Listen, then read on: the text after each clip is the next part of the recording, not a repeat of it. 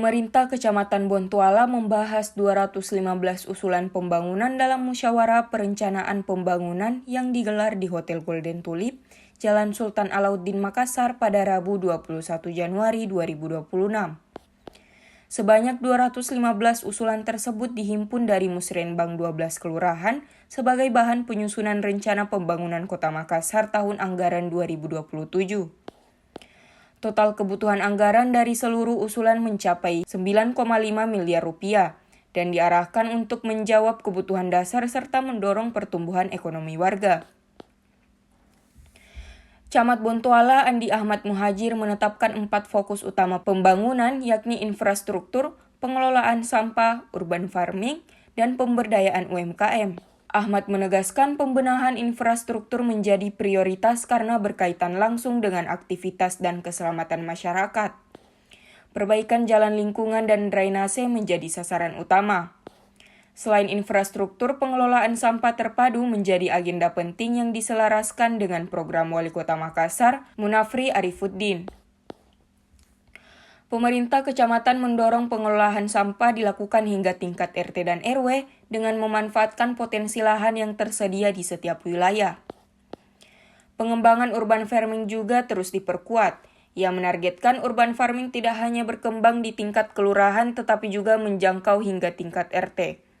Saat ini Kecamatan Bontoala telah memiliki 4 titik percontohan urban farming di Kelurahan Layang, Paranglayang, dan Timungang Lompoa dengan 2 lokasi berada di Timuang Lompoa. Fokus berikutnya adalah pemberdayaan UMKM melalui peningkatan keterampilan warga agar mampu bersaing secara ekonomi. Pemerintah kecamatan menyiapkan program pelatihan dan sertifikasi untuk mendorong UMKM tumbuh lebih profesional dan berdaya saing.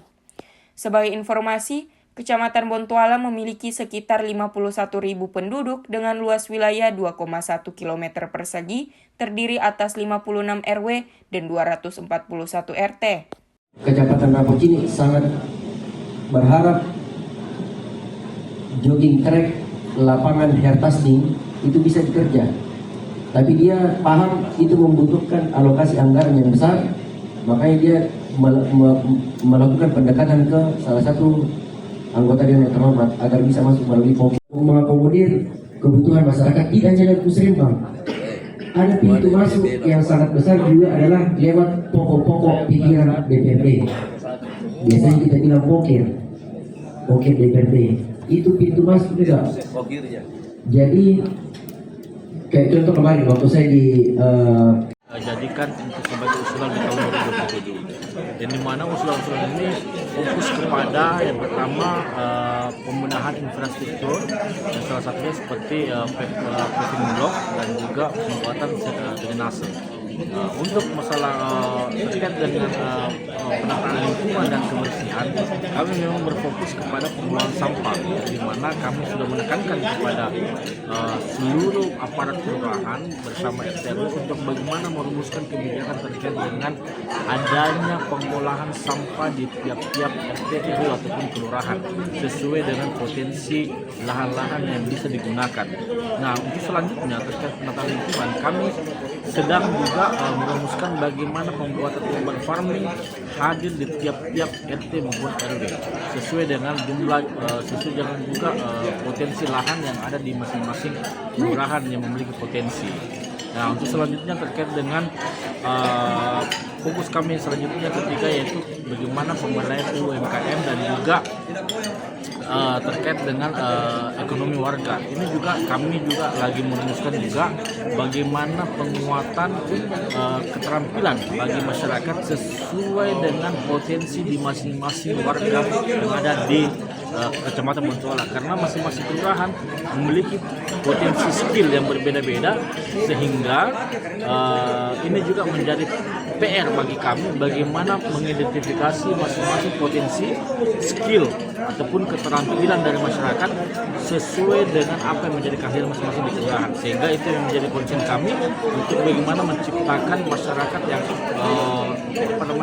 unggul dan berdaya saing secara ekonomi dan juga bisa memiliki keterampilan yang bersertifikasi.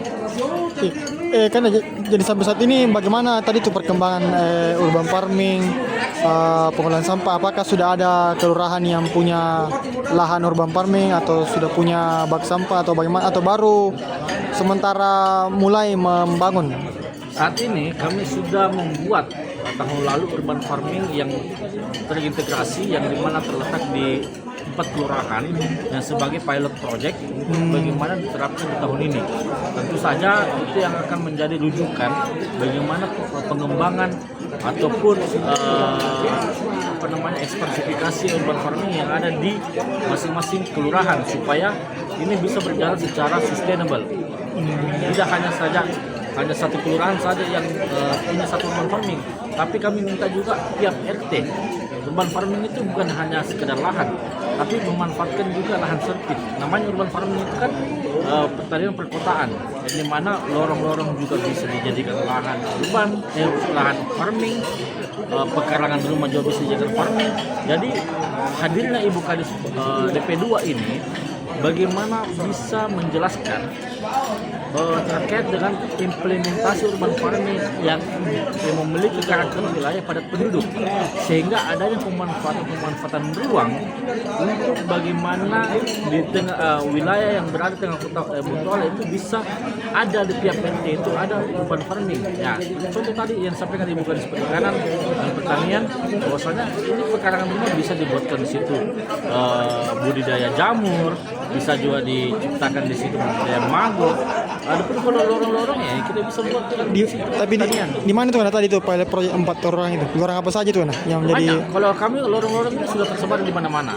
Akan tetapi untuk pengembangannya kami lebih spesifikasi lagi agar supaya bisa terintegrasi.